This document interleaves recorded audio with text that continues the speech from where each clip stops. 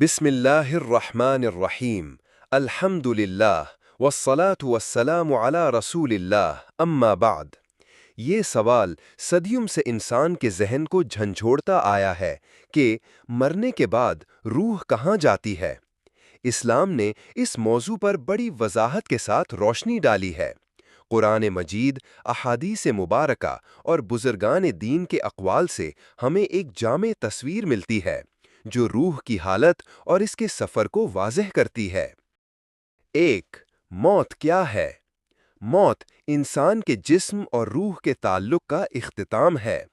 قرآن مجید میں اللہ تعالیٰ فرماتا ہے، کل نفس ذائقۃ الموت، ہر نفس کو موت کا ذائقہ چکھنا ہے۔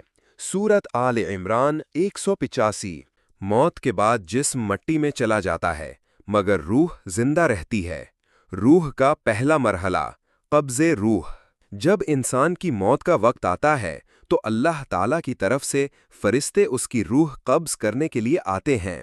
نیک لوگوں کی روح کو عزت و احترام کے ساتھ نکالا جاتا ہے اور فاسق و فاجر کی روح کو سختی سے کھینچا جاتا ہے۔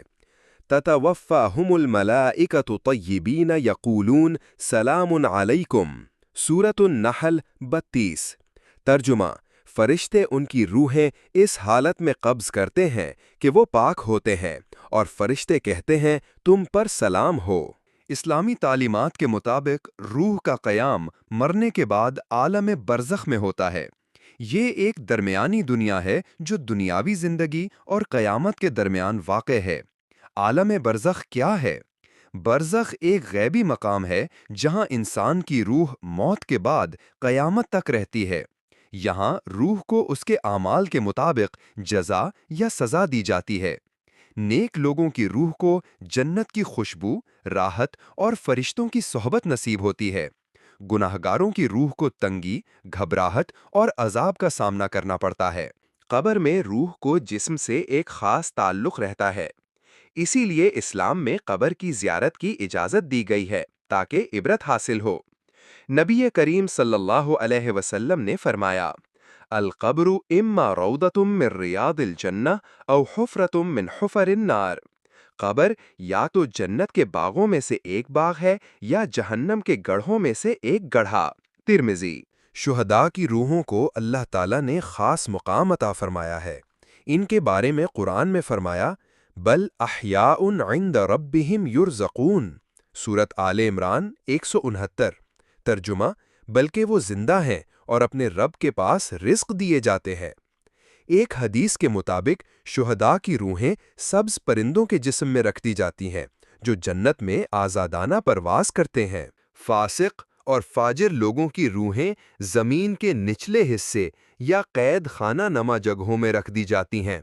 ان پر عذاب قبر کا آغاز ہوتا ہے اور ان کی روحیں تکلیف میں رہتی ہیں۔ 7۔ قیامت تک روح کہاں رہتی ہے؟ قیامت تک روح عالم برزخ میں قیام پذیر رہتی ہے۔ جسم مٹی میں تحلیل ہو جاتا ہے مگر روح زندہ رہتی ہے اور اپنے اعمال کے مطابق راحت یا عذاب میں ہوتی ہے۔ مرنے کے بعد روح عالم برزخ میں چلی جاتی ہے۔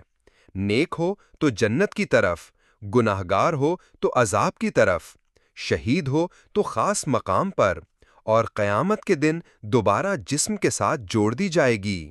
اللہ تعالیٰ ہمیں ایسی زندگی عطا فرمائے کہ موت کے بعد ہماری روح کو راحت نصیب ہو اور ہمیں جنت الفردوس کا وارث بنایا جائے۔